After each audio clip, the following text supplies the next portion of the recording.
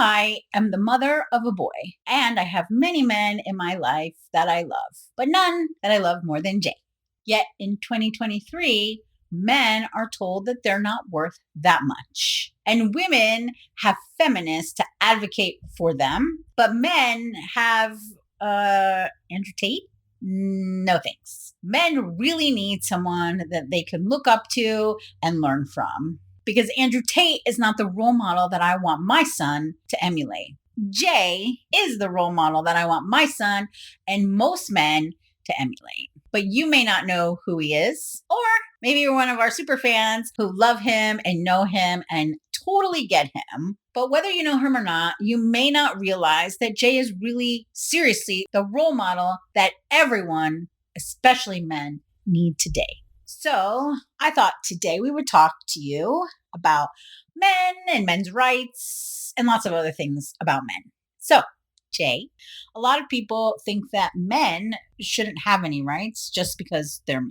Why do so many people think or act like men don't deserve to have rights? Well, first of all, I'm not 100% sure how many people don't think men should have rights, but assuming you're correct, I imagine it could be a number of reasons. For example, let's say you had a son and a daughter.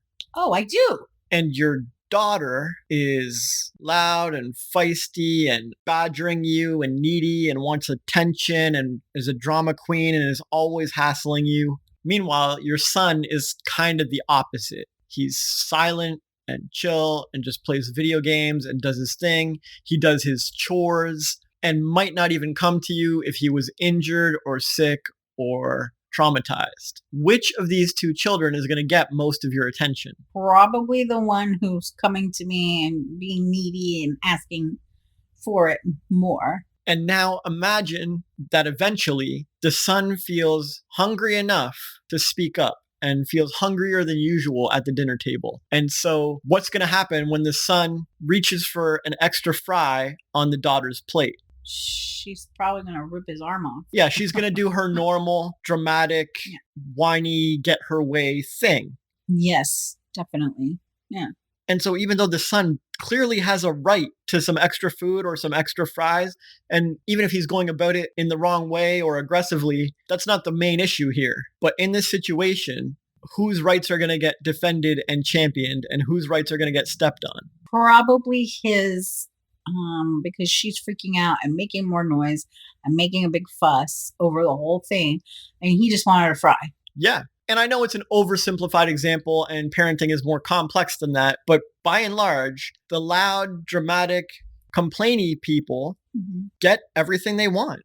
People reward this behavior. Yes. Yeah. And so on a macro scale, society also rewards this behavior. Now, on a macro scale in society, which child are men more like and which child are women more like? On the whole, in general, I know there's exceptions. Yeah, there's always exceptions. But on the whole, men act like the example that you gave of my son, and women act like the example of my daughter. Right. I just wanted to add, and my actual children almost fit those exact descriptions. Right. So if my example holds up, which I think it does overall, then the government, who is parenting the men and women of the city or nation or whatever, are giving in to the loud, whiny, complainy, squeaky wheels, and they're going to step all over the silent workers. Yeah. I don't think it's right. I don't think it's great. I don't think we should be rewarding the loudest voices, but there you have it. You know, in your own life, that's probably how it'll go. Yeah. Even you would end up rewarding the loudest voices, even though the reasonably behaved, overly silent people might deserve more of your attention.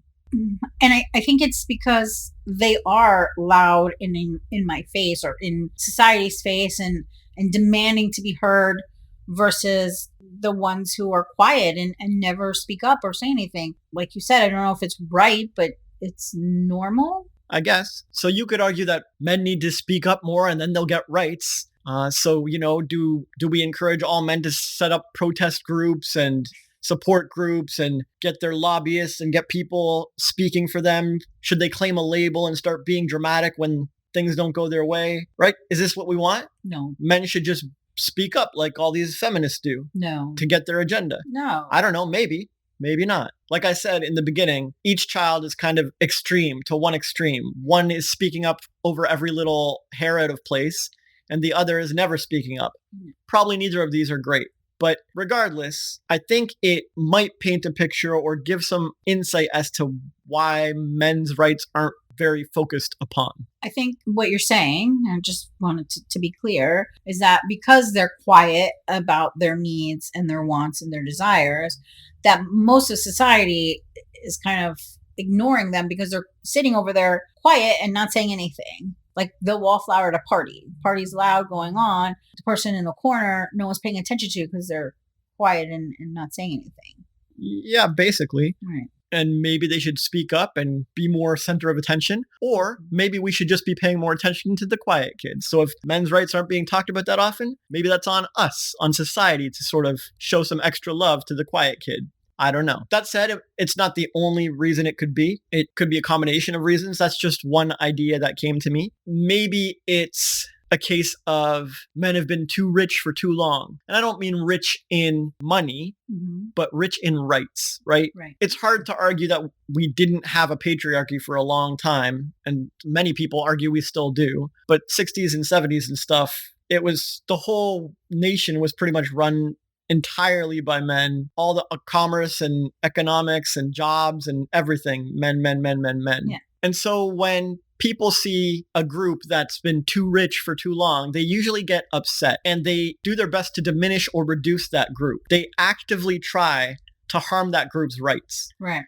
They do it with rich people too. Yes. Like rich men and women and non-binary. If someone's rich for too long or too rich, people actively try to harm them, boycott them, kick their tires, lobby for them to pay like way more taxes than anyone. Yeah. People argue that they should be feeding all the hungry and paying for every poor person that ever existed or something. It's like, where's the rights in this? But whether that approach is reasonable or not is a whole other podcast. My point is, oftentimes when one group succeeds for too long at a time or gains too much power for too long at a time, other people will start becoming very vocal about how terrible that is. And they will intentionally aim to take away any rights those people have. Yeah, look at Jeff Bezos. He's hated because he's rich. Yeah. Now, I don't know if Jeff's had his rights taken away. Oh, no. I just meant your example of how everybody wants to make him pay. I think he was going to open corporate in Seattle and they hit him with a homeless tax and they wanted him to pay for it. And he was like, no. And they were furious and he ended up leaving Seattle because of it. Yeah, that's a great example. So for any other business, it would be normal to open in whatever city. Yeah. There wouldn't be any kind of weird special treatment or stipulations, but Jeff's rich, so let's stick it to him. Yeah. Jeff's super rich. He doesn't deserve rights. He doesn't deserve the same treatment as everybody else. He already gets enough special treatment. He gets 1 million special treatment. We should just balance out the scales. Like, this is how people think. So again, like I said, whether or not that's okay or not is a whole different podcast. But my point is, you asked for reasons why men's rights might get stomped on. It's the same reason people are sort of anti-rich people's rights. Right. They're anti-patriarchal rights, right? Yeah. And they might be doing it out of jealousy, you know? I don't like that these guys have so much and I'll do anything to stick it to them. Right. Or they might be doing it out of some sense of fairness or justice. Like, it's not fair that they've succeeded so long or held so much power and now it's systemic and we need to take them down a peg for fairness' sake. Could be that.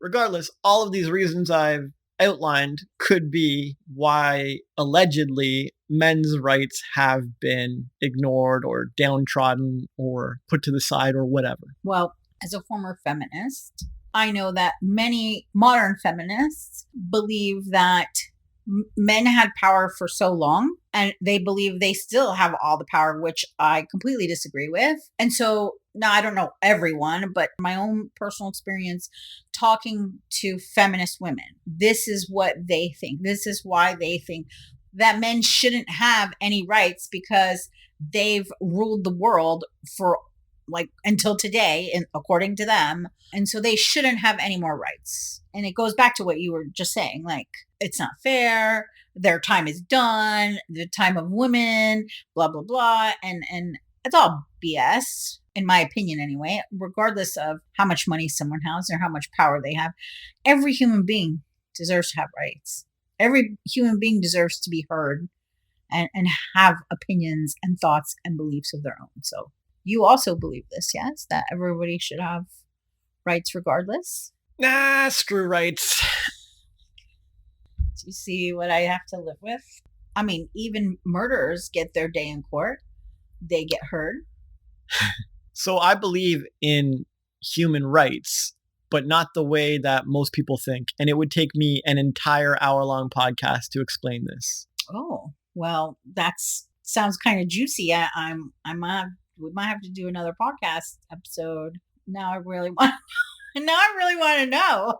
We'll save it for another episode. So I'm going to move on then. So, like I said, I speak to a lot of feminists. I see a lot of things out there that's going on with modern feminism, and one of their favorite buzzwords is toxic masculinity. So I really wanted to talk about that today and ask you, what exactly is toxic masculinity?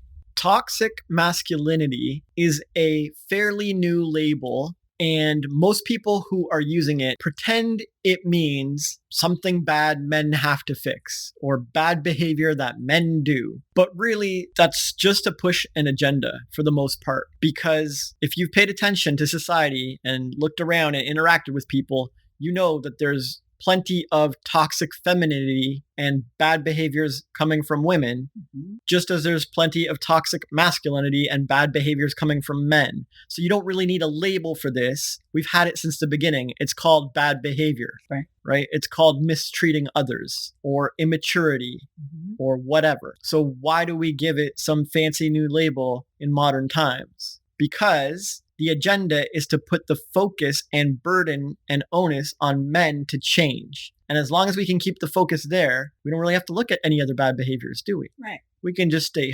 hyper-focused on toxic masculinity. It's also used to imply that these behaviors are something men choose, and that makes it even worse. They should not choose these behaviors, and they should behave differently. They should act differently. We want them to act differently. But do women get baby fever by choice? Do they get emotional at certain times of the month by choice? No. Right. Some of women's behaviors are genetic.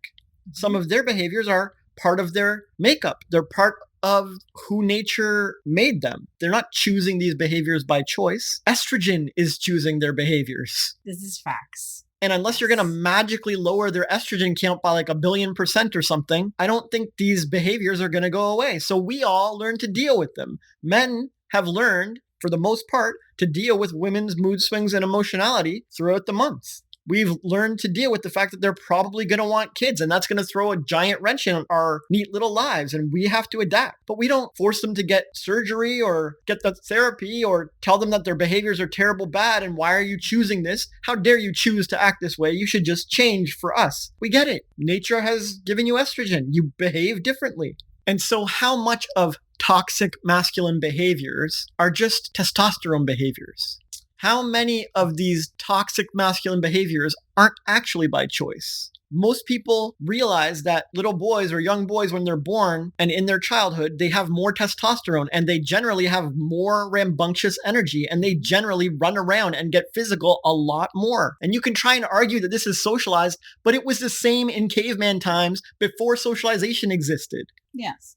I'm the mother of a gay boy who is super feminine, yet he was super hyperactive, super physical, everything you just described. As a young baby, he was like that from birth almost. So, yeah. Right.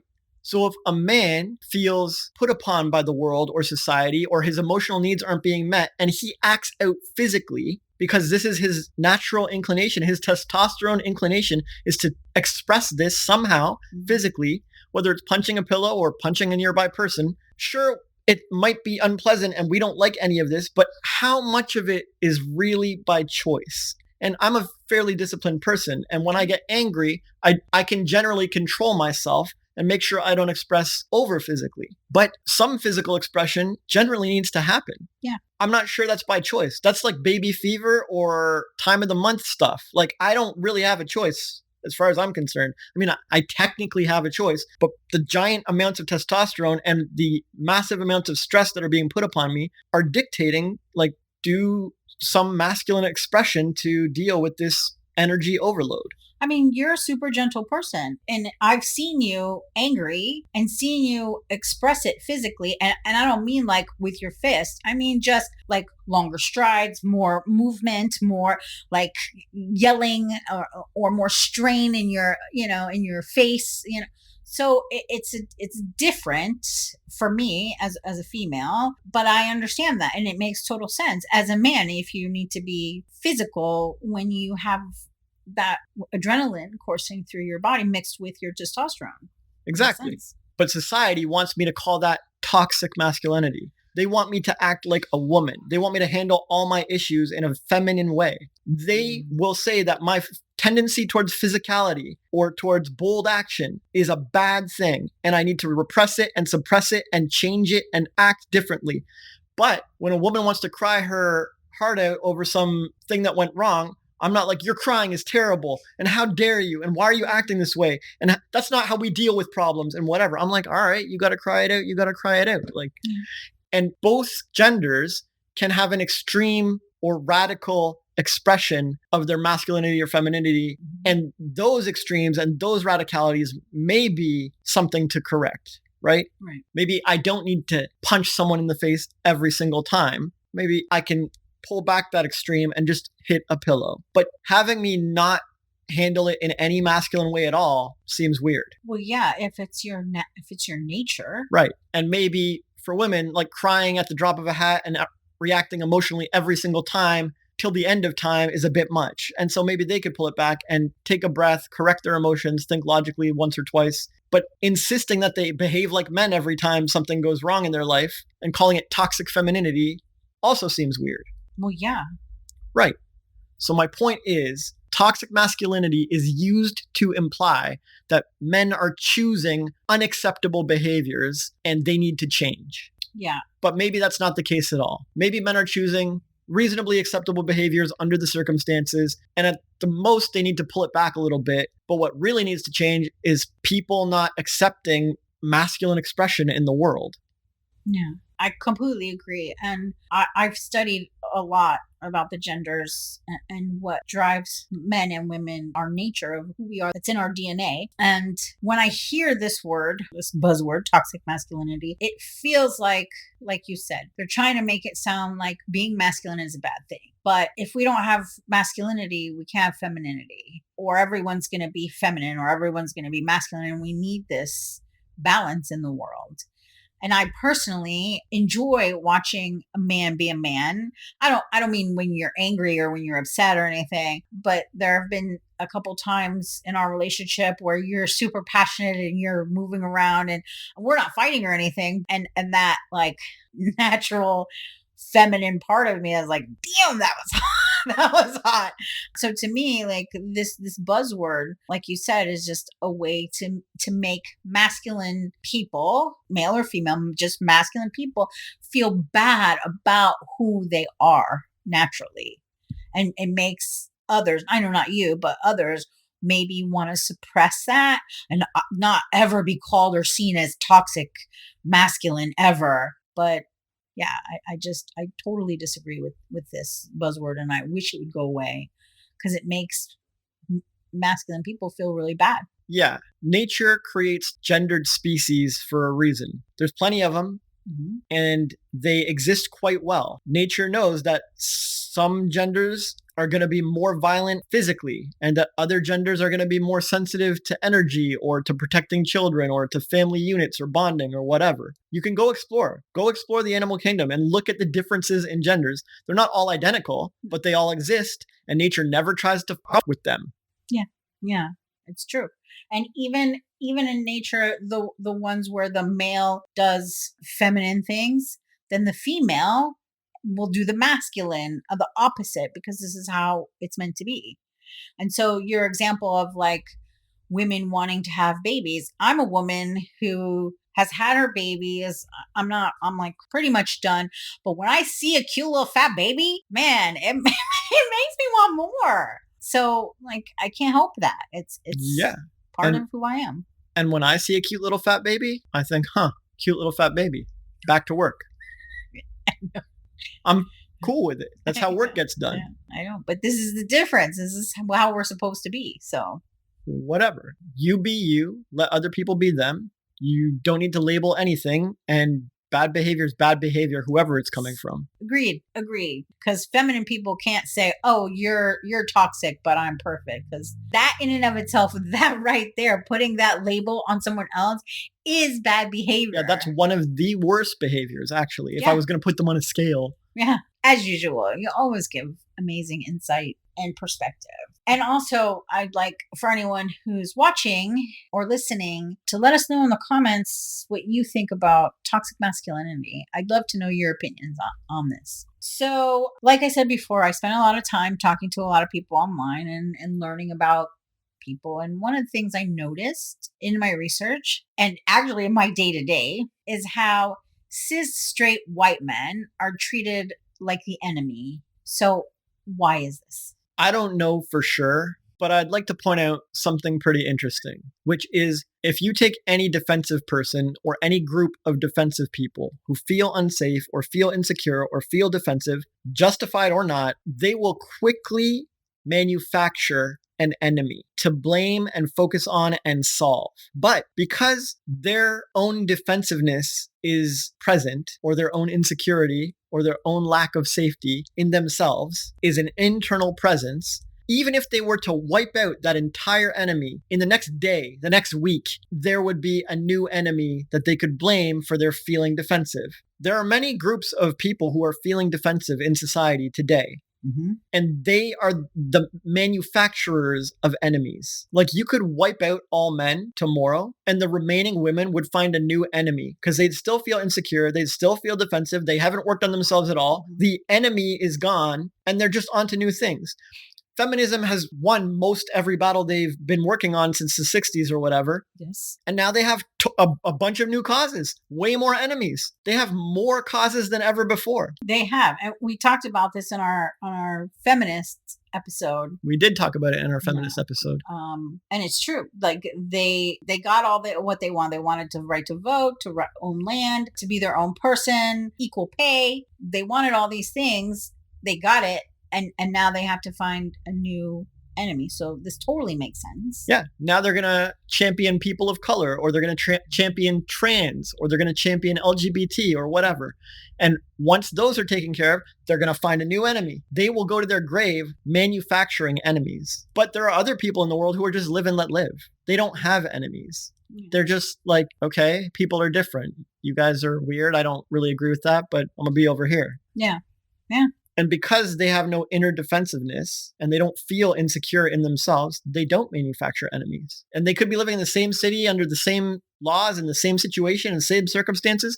And one group is manufacturing enemies left and right. And the other group's just like, it is what it is. I guess I got a deal and I'm going to adapt. I'm not sure if I should bring this up, but most of the nuns were kind of like normal people. Aside from like a few of the higher ups who got really passionate and intense and so on, most of them were just jobbers, 9-to-5 jobbers. If you imagine the nation of Germany and the Nazi party, it wasn't all made up of completely evil, inhumane monsters. No, they were following orders. They were doing their job. Yeah, they weren't actual enemies. And then they would treat the Jewish people as enemies too. But those people weren't enemies either. They weren't taking all their food or jobs or doing whatever people were saying. Just someone higher up felt insecure and defensive, and the vibe of the leader falls to everybody else and gets passed on. And so now the whole party is feeling insecure and defensive, and the rhetoric is insecure and defensive, and they're manufacturing an enemy. And so they manufacture Jewish people as enemies, and everyone else manufactures these nuns as enemies. But really, they're all just people, for the most part, doing their best to get by, and they're getting confused. And it would be easy to solve if we could stop seeing everyone as enemies and sort of make some headway. Shareability did some little sketch, I think for Heineken, where they brought people with opposing views who considered each other enemies, and then they filmed them speaking their rhetoric about how much they hate the other side anonymously. Yeah. And then they anonymously put them together in a bar over a beer or over a Heineken and had them chat. And they were allowed to get up and leave when they discovered they were talking to the enemy, or they were allowed to stay and talk it out. and enjoy the beverage. Every single one stayed. They didn't cherry pick, to make a good video, let's pick all the people who got together. 100% of people stayed to talk it out. Right. And they all ended up seeing like the other side in a different light, and they stopped considering each other enemies, and they had a beer and they had a chat and they made a new friend. And even if they didn't agree, they agreed to disagree, and there was no enemy vibe happening. But before that segment, they all saw each other as enemies. They did. And I believe part of that too was they connected over something. They didn't know what it was about, and then they connected over something, and then this allowed them to not care about whatever the issue was.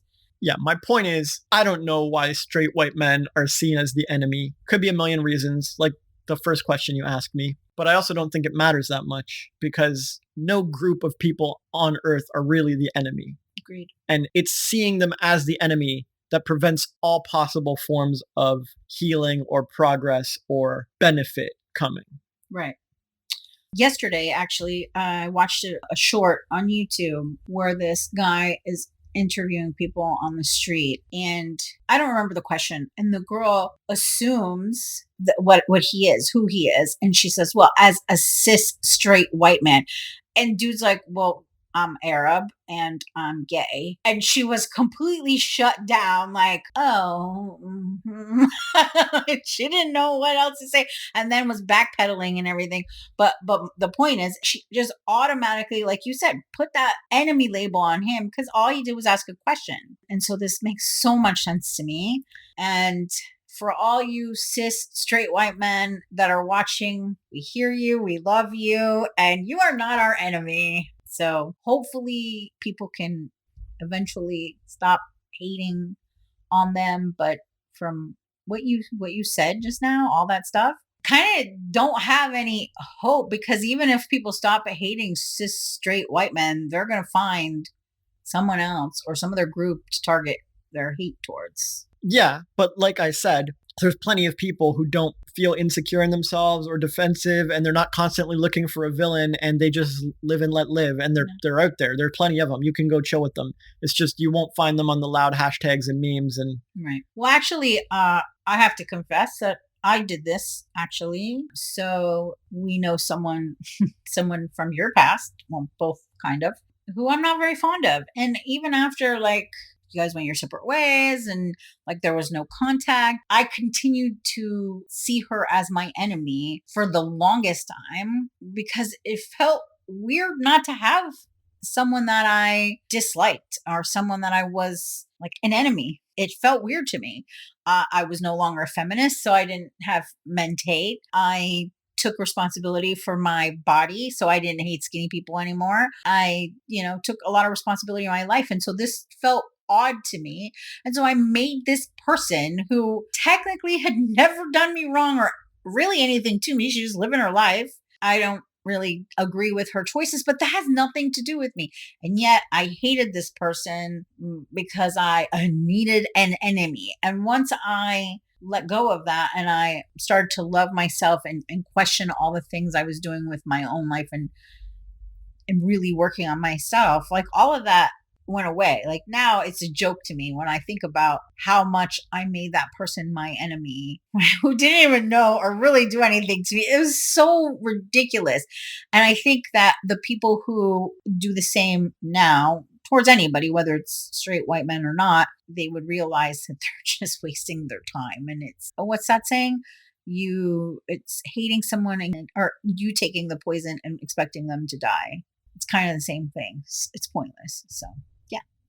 Thank you for helping me with that. And so that I no longer feel that way about that person. And I send her lots of love and I hope that she's happy and I want only the best for her. Genuinely. Okay. So I'm going to move on. Thank you. So statistics show that more men than women commit suicide by a significant amount. Yeah. So I was wondering if you think the reason for this is because, like the last question, is it because they're treated poorly? Men are treated so poorly now? A lot of these things have more than one reason contributing to them. And I'm not sure if men have always throughout time had a higher suicide rate than women. I imagine they have. And I'm not sure if it's particularly high now, higher than ever now, or where you're getting these stats, but it seems reasonable. And it could be that the system has slowly but surely become set up against them.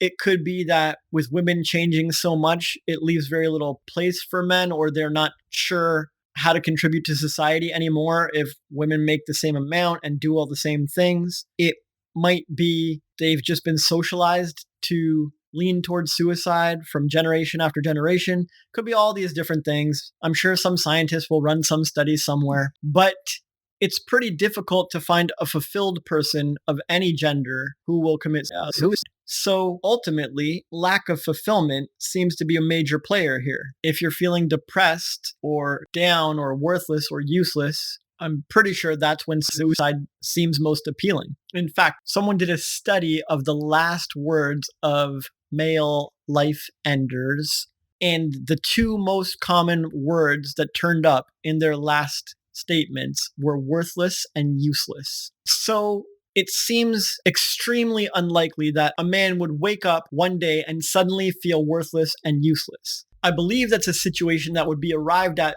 gradually over time, and a person would likely only pull the trigger once they felt useless and worthless for a while. And so if all these men are feeling worthless and useless, is it all on them, or could it be how people are treating them? Is it possible we are not treating men that well? Or are we just treating them perfectly, wonderfully, taking care of them, looking out for them, treating them well, respecting them, admiring them, looking up to them, nurturing them, and fostering their growth and promoting their goodness? Is that what everyone's doing? Because if we are, and they're still feeling worthless and useless, it's probably just on them. But if we're not, and we're actually contributing to men feeling worthless and useless, then yeah, I could see that playing a major part in why men choose to end their life. That said, what do feminine-leaning people do when they're feeling worthless, useless, or unfulfilled in some way? Disconnected, alone, whatever the equivalent is for the other side. Since they don't commit suicide as often, what do?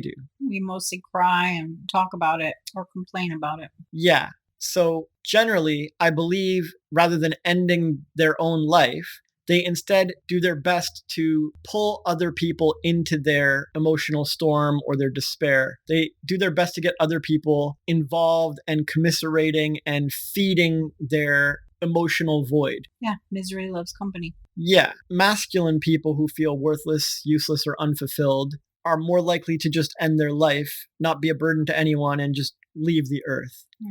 Feminine-leaning people, when they feel disconnected, alone, or unfulfilled, are more likely to siphon energy from others to fill an emotional void. I don't think either is great for the earth, but one will last for a lot longer.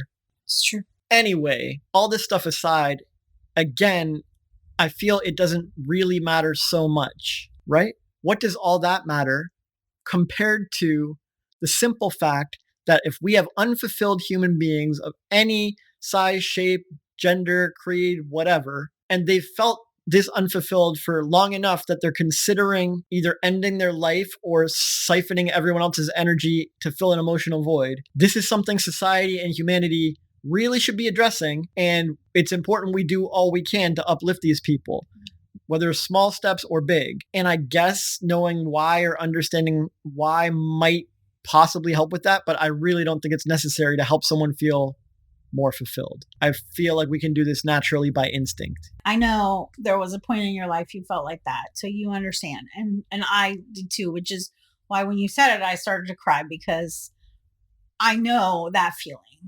I know. I don't think I've ever heard anybody say what you just said. And this is one of the reasons why I love you so much. And you always have a different perspective to give me and everyone listening to on all these topics that are really sensitive to some people and maybe triggering to others. So thank you. So yeah, like if you're listening and you felt like this before, Jay would be an amazing person to talk to about this, because he's been there.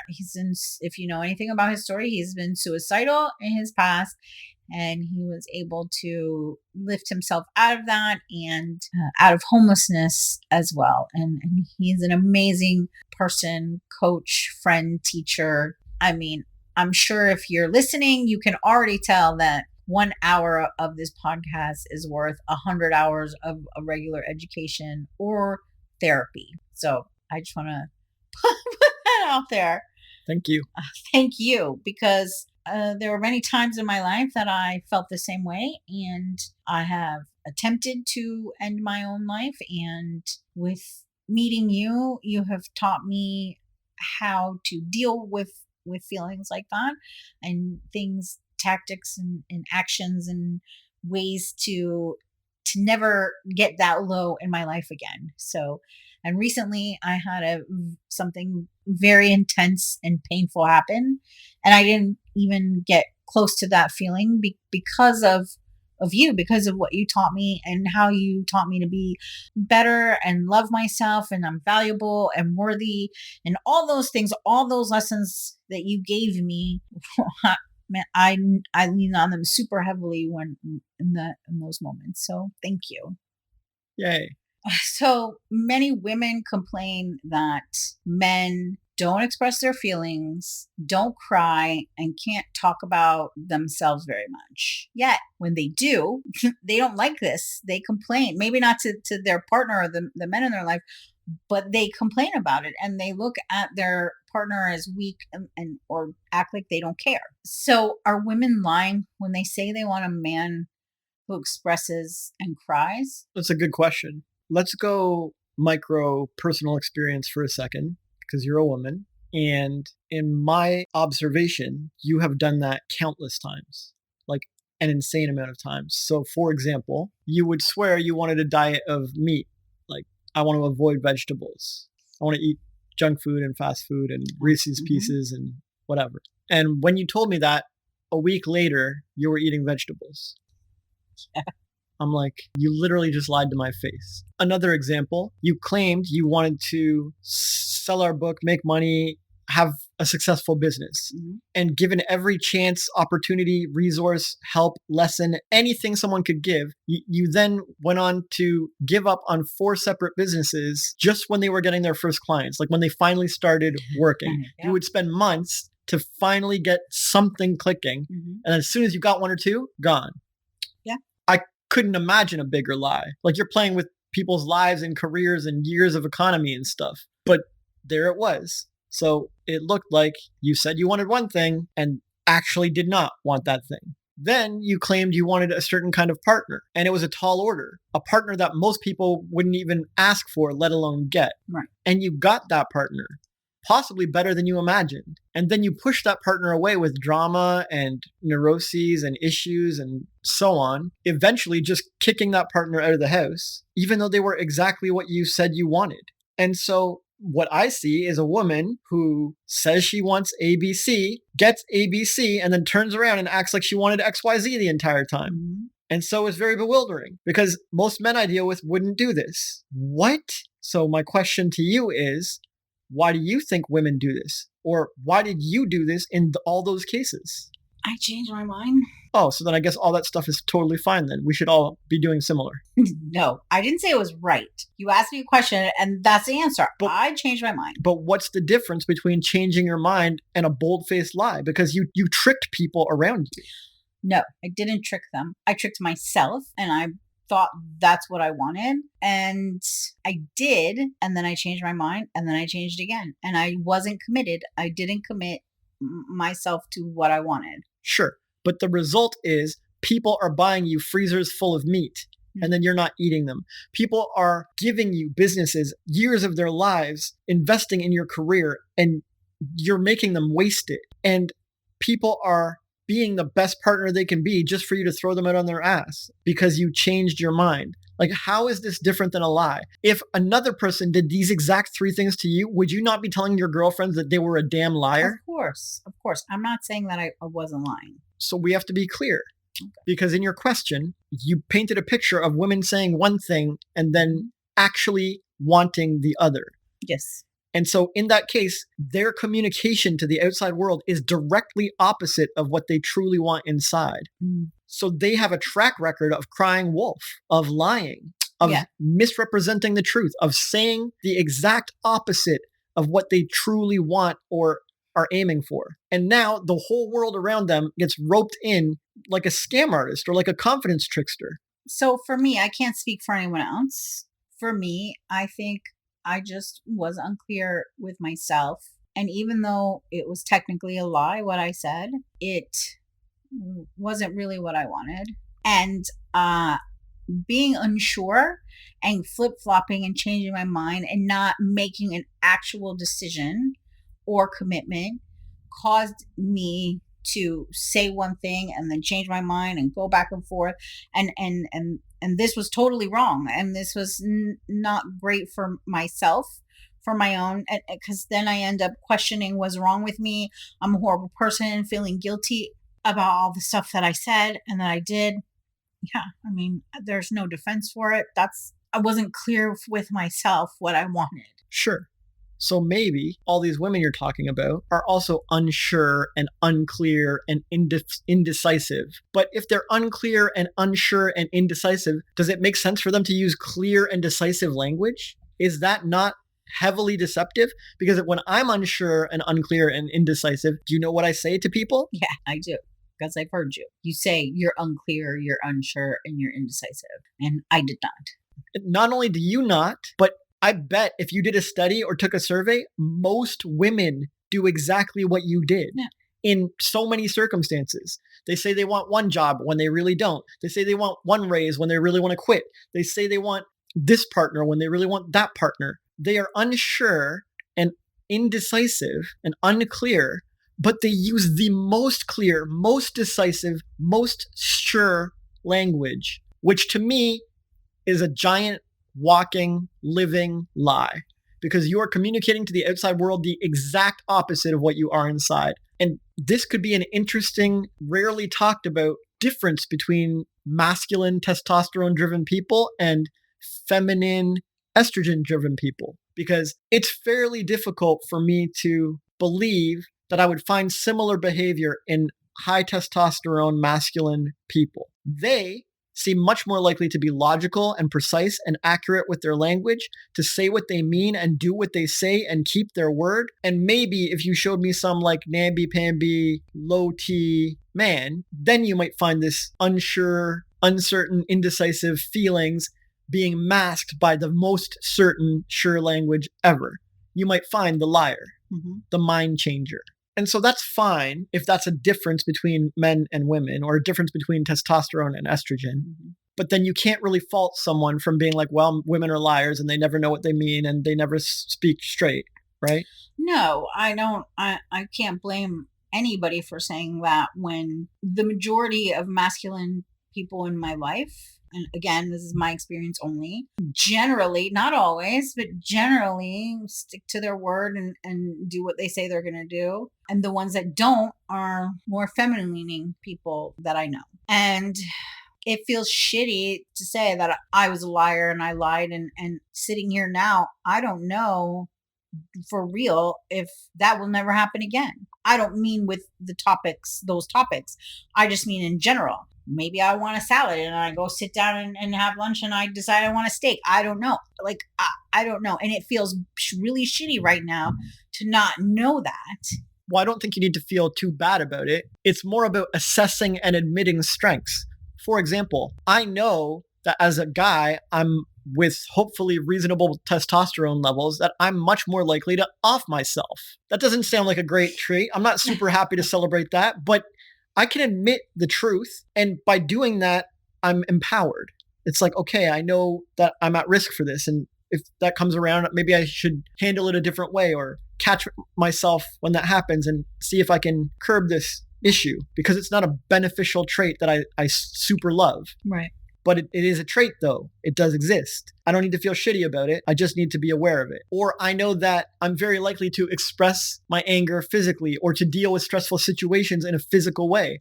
I'm not super thrilled about that. I'm not doing cartwheels. It doesn't make my gender look amazing, or it doesn't make me super happy with myself. Oh, great. That's fantastic. And so I can admit it, and I'm aware of it, this weakness or this less preferred trait of me. And that's fine. Right. And I can do my best to be disciplined when I feel those urges to anger, and I can pull it back a little bit, and I can navigate it and adapt to it. And it might be fine if my time on earth is never to be some like nurturing feminine soul who deals with everything perfectly emotionally and I just cry it out every time. But I'm not aiming for that. I'm happy with who I am, and I'm fine with the weaknesses, and I don't feel bad about them. I just adjust, embrace, navigate, adapt. It's okay. I'd just love to see more women doing this. Like, it's okay that you have these tendencies. It's okay that you're a mind changer who's unsure often and indecisive often. And it's even okay that you tend to lie about it and pretend like you're sure and trick everybody. But if I was in your shoes, I would just admit and accept this fact. Okay, I do that all the time. That's clearly an issue. It's not my favorite trait. It kind of hurts other people. I'm going to practice. I'm going to see if I can handle that. I'm going to do better. I'm going to set a little watch or timer or some metronome to catch myself.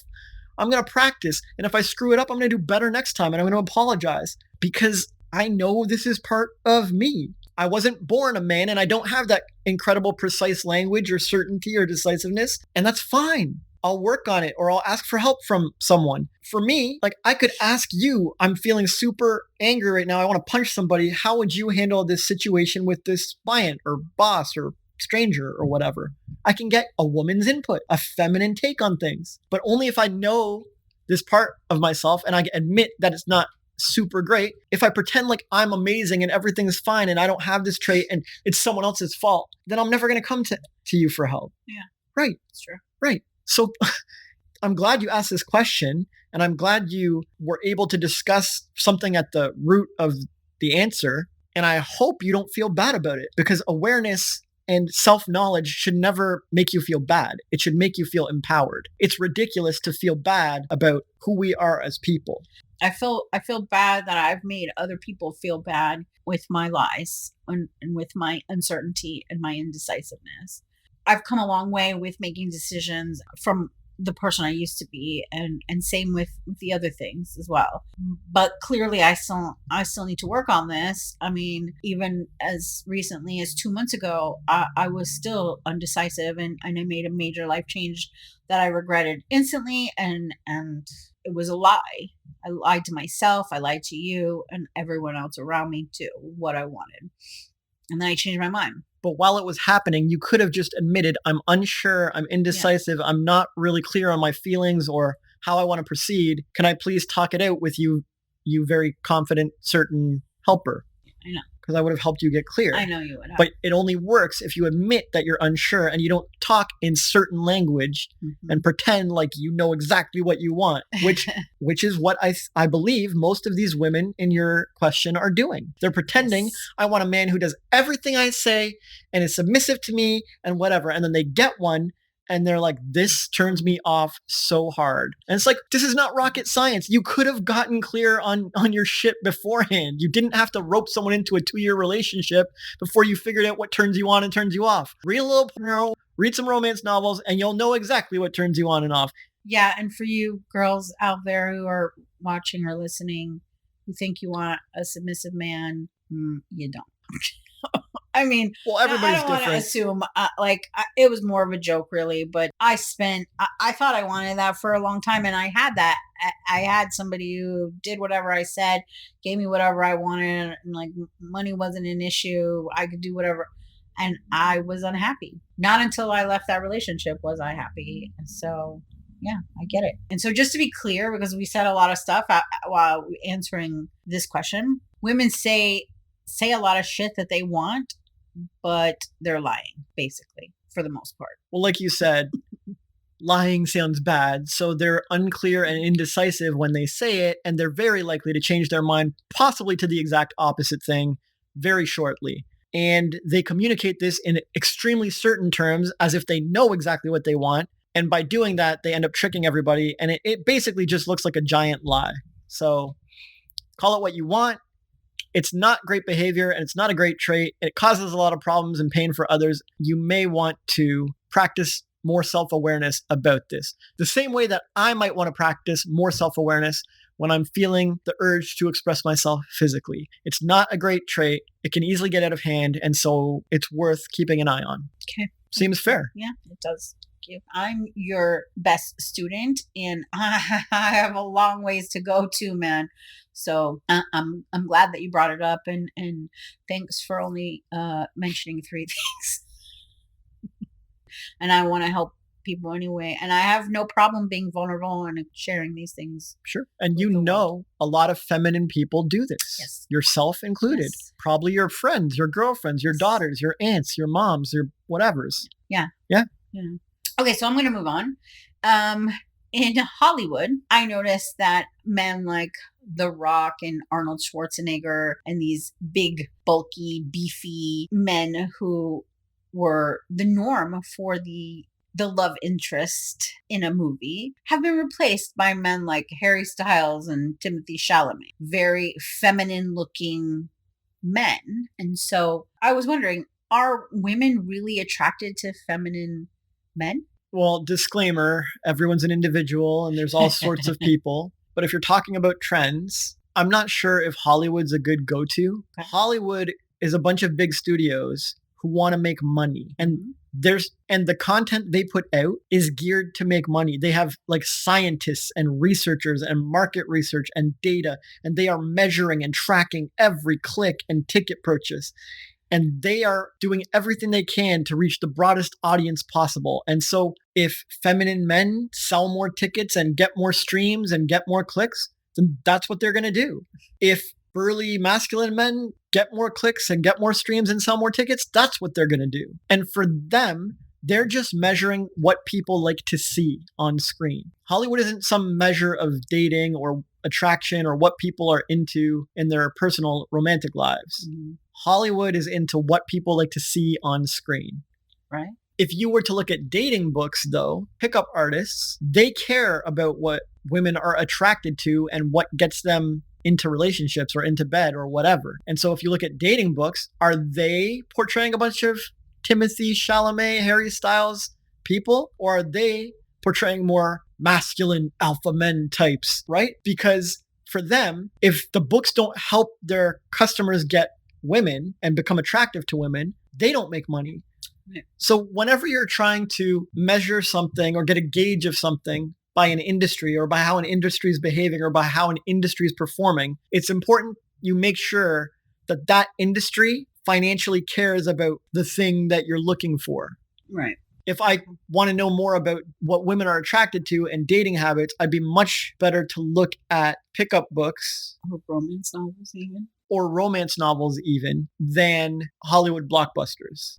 Okay. On top of that, since businesses are always experimenting and usually trying to reach the broadest audience, they're always pushing the boundaries. They're always trying to reach more people. And so maybe they've been doing okay financially by putting the burly men in, but now they're committed to experimenting with more feminine appearance in their love interests in the hopes that they can get more. And we don't know if that succeeded or not, right? You won't know until down the road. Right. They might be thinking, well, a more androgynous appearance will appeal to both men and women. And if we put that in the movie, we can get double the clicks from both sides of the population. Does it work? Does it not? I don't know. It's possible that hidden behind this question, and I'm not saying this is about you personally, but in general, people often like a big corporation or a big industry to be responsible for the situations that are occurring in life. Mm-hmm. They want Hollywood to be responsible for our dating habits. They want beer companies to be responsible for our drinking habits, and so on. But the truth is actually the opposite. Those giant companies, they started by one person, one man, one woman with a dream, aiming to help people. And they grew into big companies and corporations, and then into multiple corporations and into industries. But right from the beginning and all the way till now, they are only motivated by money. Money that comes from your wallet, comes from all the little people's wallets. It's true. And all the little people, the meek, the masses, hold the power and they throw it away or give it away to these giant corporations. And the corporations will do anything. You can see it in the news feeds and social media. They'll say one thing one week and they'll switch the next. They'll be pro-trans one week and then they'll ditch it the next. Yeah. Because the prophets spoke. They'll be all into NFTs for 6 months and then never touch NFTs again. Because after that 6 months, they looked at their profit and loss and they were like, damn, the people are hating this. Yeah. And they literally do whatever people want. Right. And the ugly truth is what people want is bullshit. They want lies fed to them. They want fantasies sold to them. They want escapism. They don't want hard truths. They don't want to learn lessons. They don't want to grow in life. They want to be comfortable and lulled. They want bread and circuses. And the companies will deliver. Whatever you want, they'll deliver. If there's a new demand, if people suddenly stop wanting lies fed to them, if people suddenly start demanding the truth, and I mean really demanding it, like they leave partners that don't tell them the truth, they get out of schools that won't tell them the truth, they start homeschooling to teach their own truth, they go find other wise truth teachers from back in the day and they stop consuming all the new media, they boycott all modern media and go back to ancient texts and they're searching for the truth. And in every survey and every poll and every online thing, in every click, every hashtag, it's all truth, truth, truth, truth, truth. The companies will sell you the truth. Fair play. Because it'll make money and they'll get those wallets back. And the companies don't like being boycotted. They don't like to have people stop buying their stuff. They hate it. They've always hated it. And they will bow to it every single time. But if you look at all the people and what they really want, not what they say they want and then lie about it and then want something different. If you look at where their dollars go, they vote with their dollars and their dollars speak loud and their dollars speak with what they truly want because people invest their dollars in what they truly want. You will see something interesting, which is they want exactly what everyone's providing. They want what Hollywood's providing. They want what YouTube's providing. People eat it up. Yeah, they wouldn't keep watching. Yeah, they want what Disney's providing. Well, maybe they don't lately, but but yeah, I got you. But see, there you go. Disney is going to keep taking a hit quarter after quarter, and as their profits drop and drop and their stock goes down and down, they will about face. They will 360 it. They will cut out all the woke stuff. They will go back to their roots, whatever it takes to please the fans and get the wallets back. Agreed. And they have no shame. They have no ethics involved here, no morals. They started as a company trying to sell cartoons and make money. And by God, they're going to end like that. They are not allowing that to stop. Right. They never have and they never will. They are motivated by profit. Okay.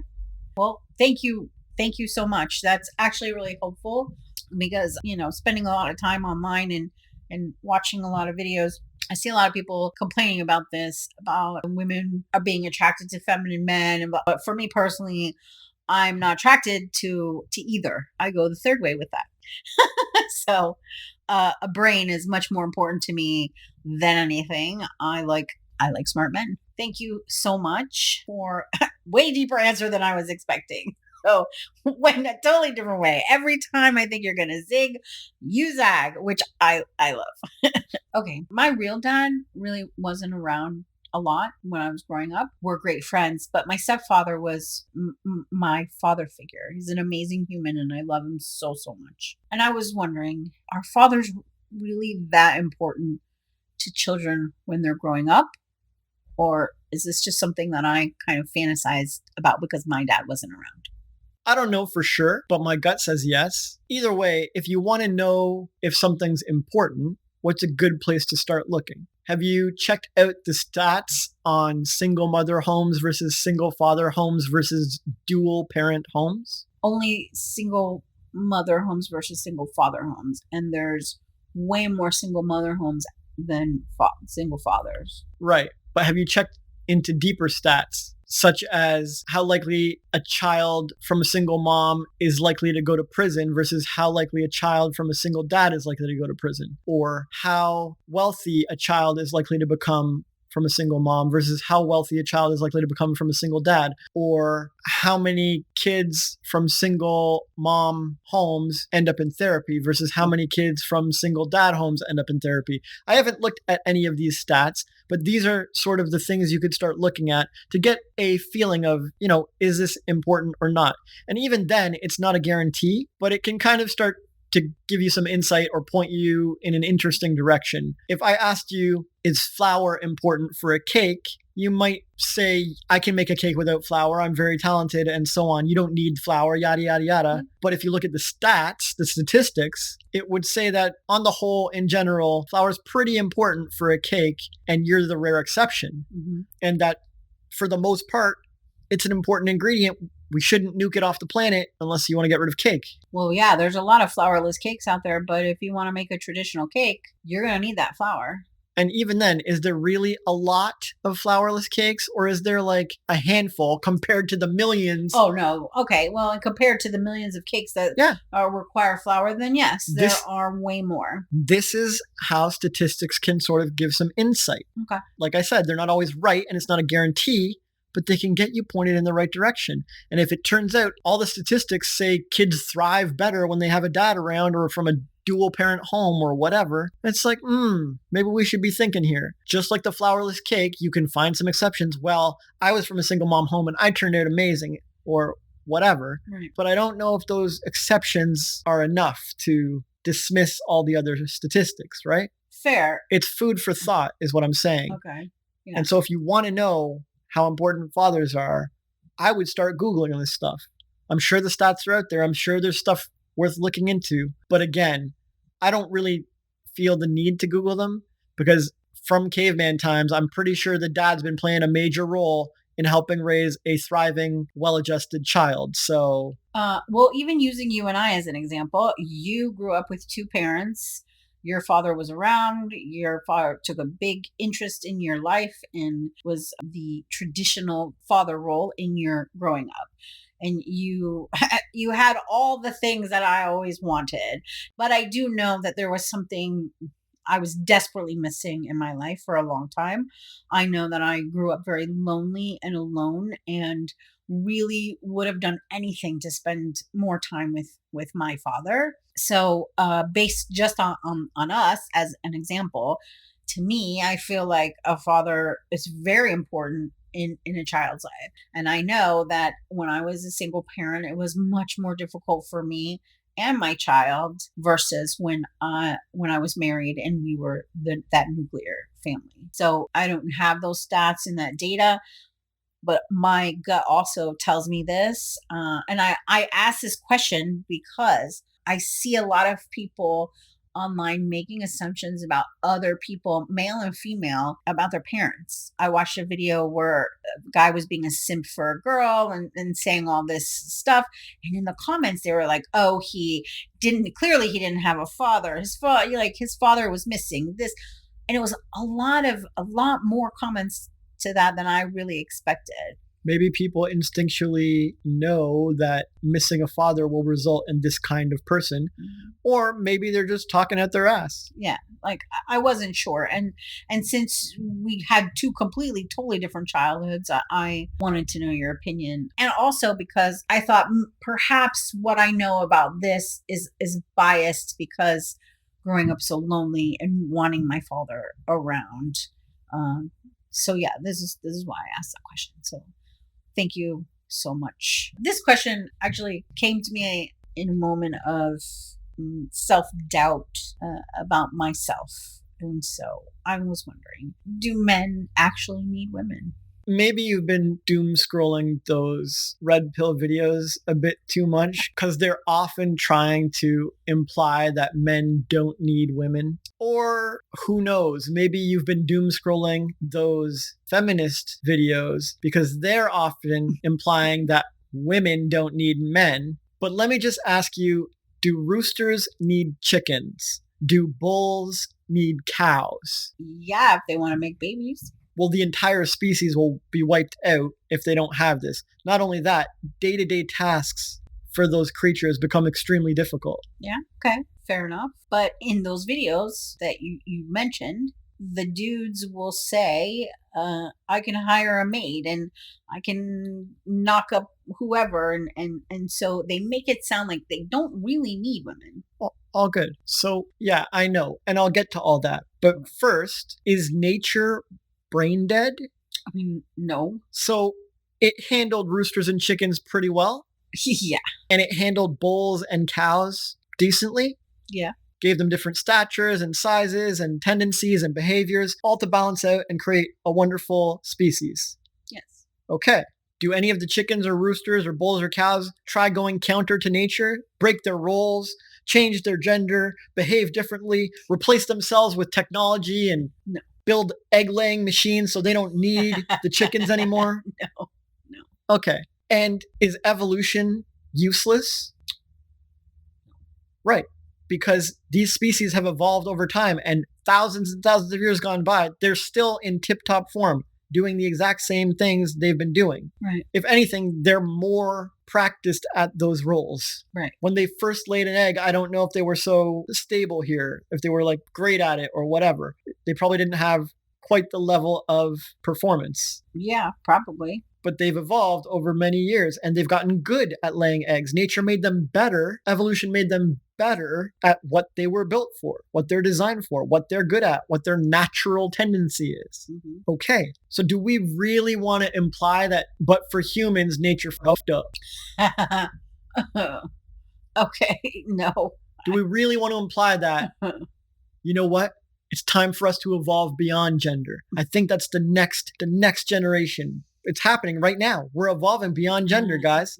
The 1% of loud voices saying that we don't need men or we don't need women or whatever, they don't have any weird selfish agenda or like personal issues or neuroses. They're just the leading edge of evolution. They've nailed it. We really don't need men and we really don't need women. I'm not sure which side is right, but I'm sure their take that nature's thousands of years of history is time to go and we got to replace it with a single gender or infinite gender race is the way.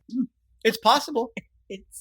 Anything is possible. I'm not saying it can't be. Maybe it is the evolution. Maybe. But if that's the stance you're going to take, if you're going to take the stance that we don't need men or we don't need women and screw nature's years of evolution and it's time we go a new way and we're ushering in this new era, that's a pretty big claim you're making, right? Yeah, it is. So I think you really want to be sure of yourself if you're going to claim that we don't need men or we don't need women and fuck nature. Fair play. Right? Yeah. Wouldn't catch me making this claim because that is a bold claim reserved for like, I don't know, the most brilliant scientists or philosophers or something, someone who can predict the coming trends of nature and evolution, right?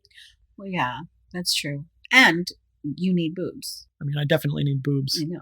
But let's say I humor them. Okay. Fine. We can hire a maid to do that stuff and we can get fleshlights and we can build artificial wombs or something. Mm-hmm. And our technology is incredible. And it's like, maybe. And I can dress up like a cow costume and get a machine to manufacture milk and like have fake udders and whatever. I'm a human. I can pretend to be a cow. Right. Great. It's still not better than nature. I'm still not outdoing nature. And it's a giant amount of energy and effort and economic resources used just to pretend to be something I'm not. And nature helped me be born in this gender. So why not just do what I'm naturally good at and fulfill that role? I'll do it super efficiently and super well. After years of evolution, I'll have all the testosterone and chemicals and everything I need to crush it. I'll have the behaviors that help me. I'll have the ambition and the drive and the physicality and the boldness and the confidence. And I'll do masculine things and I'll be great at it. Or let's go round up all the women and put them in costumes and change their shape and use all the technology and resources so they can pretend to be me. Just like I pretend to be a cow. Like, I agree. It is possible. You are right. We don't need cows, technically. We have the technology. We can synthesize milk from nothing. Like, it takes insane amounts of energy and resources, but we can do it. And if we keep it up, we'll get really efficient at it. And it won't take as much money and resources. And now we can all pretend to be cows. I can see it now. All right. I got you. Like, this is what they're proposing. Yeah, it is. So fine. I'll humor you. Sounds good. Where do I sign up? We don't need women. We can just hire maids or manufacture robot maids and I can pretend to be a woman if I want. We can get computers to play their role. Sounds awesome. Sign me up, man. Whoever's making these videos, fantastic stuff. Brilliant approach. You've clearly thought this through. And I have no argument for it. You're right. You are 100% right. That is doable. And we don't need women. I'm still going to choose them, though. Oh, okay. You're still going to choose them? Yeah. Why would I choose whatever they're offering? It sounds terrible, but doable, but it sounds like a miserable life. And I want something in my life that behaves with sensuality and expressiveness and emotionality and drama and so on. I don't want them to take over my life, Right. but I still want to interact with something like that. Right. And you're telling me we don't need women. We're going to program AI to do all that, the sensuality and the expressiveness and the nurturing and so on. We're going to replace that. I mean, give it a shot, I guess. But like I said, it sounds like a lot of time, money, and investment for a substandard product. Nature gave me a super sensual, super expressive, super dramatic person. I don't need to pretend to be it myself. I don't need to hire someone to do it. I don't need to invest resources in it. Nature has provided. It's like if you have a whole bunch of trees on your lot, you've got firewood. Yeah, but we can synthesize firewood though. And we can program a new AI robot to go get our firewood. Dude, pick up an axe. Like, it's all good, man. What are you doing? Like, this is so inefficient and ridiculous. Nature has provided all the things we need. Just let them do their thing. But our society these days is so disconnected from nature, they can't even connect with their natural gender or their natural roles or what they're naturally born to be good at. Mm-hmm. Like, over the years, we've gotten more and more divorced from nature. And even cultures that are in tune with nature, like some indigenous peoples, believe in twin spirits or multi-gender or whatever. It's all fine. I'm not against any of that stuff, but they're not going to turn their whole tribe into that tomorrow. Right. Okay. They let nature decide who are the twin spirit people, and everyone else just be as themselves. And hopefully our society can do that too. Let people be whatever they want to be, make no big deal about it. But if they're the 1%, maybe don't rearrange society around them. Like the indigenous peoples don't rearrange their society around all the twin spirit people. Right. Well, that was an amazing answer, and I was not expecting that either. So thank you. Thank you. You are an amazing man, and I'm super grateful to know you. I'm grateful to know you. Okay. So I have one last small question that wasn't on the list. What would you tell men today who are feeling like they don't have a place in the world? I would tell them that everything in life we ever experience once started in our imaginations or someone's imagination. And it might not feel powerful to start at the root of the issue because it's imaginary. People don't put a lot of stock in imagination. But if you want to create a better world, one where men do have a place or where you specifically have a place, you absolutely have to start with your imagination. Because if you focus on the system or feminism or society or how things are, how things have been or whatever, you won't get the change you want. You have to imagine the reality that you want to be. You have to be the change. And to be the change means aligning your heart and mind on the same goal. If you see a world where men have a place or you have a place, bit by bit, you have to create it. No one's going to magically come down and hand it to you. It's never worked that way. Nothing in life or society has ever worked that way. And anytime someone did come down and hand you something, it was after you imagined it first. Imagined having it or wishing for it or feeling it or vibing with it. And then someone handed it to you. So yeah, I would imagine my skills being used. I would imagine people coming to me and interacting with me. I would imagine being supported by others. I would imagine people waking up or society waking up. I would imagine small changes to the system or big changes to the system. I would imagine solutions and what I could do next. I would imagine some next steps for me. I would imagine some small ways that here and now I could feel useful and worthwhile and loved and a place for me. I would start celebrating and being thankful for any time I was able to find even a hint of a place. If I washed the dishes for someone and they said thank you, I would be hanging on to that and building on that. That's a grain of sand that I can nurture. I'm so happy I was helpful to this person and they enjoyed interacting with me.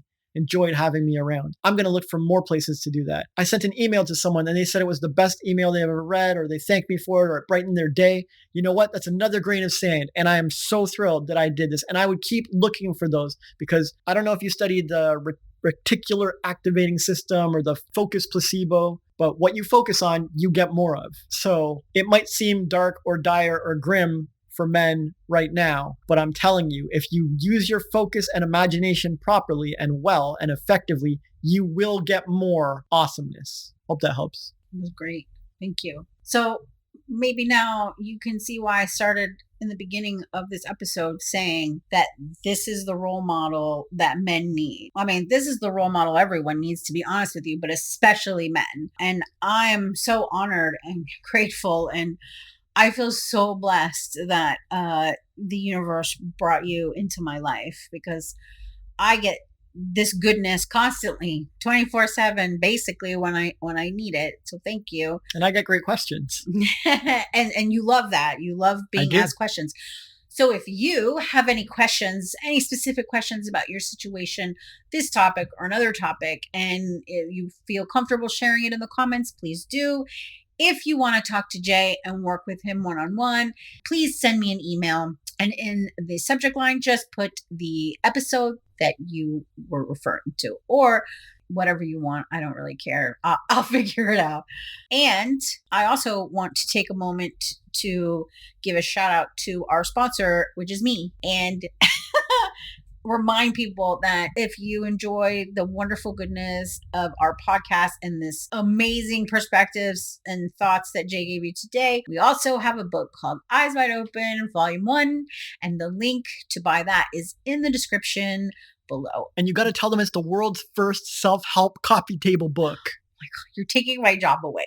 Thank you. Yeah, it really is. And it expands on lots of the concepts and ideas that we talk about here on the podcast. And it's called Volume 1 for a reason, because it's the first one and there will be more. So do you have any final thoughts that you want to share with our amazing audience? I did, but I feel like this episode went on too long and what I just said was fire. So I'm going to end it at that. Okay. All right. Great. Thank you. And that's why this podcast and our book are called Eyes Wide Open. Keep rising.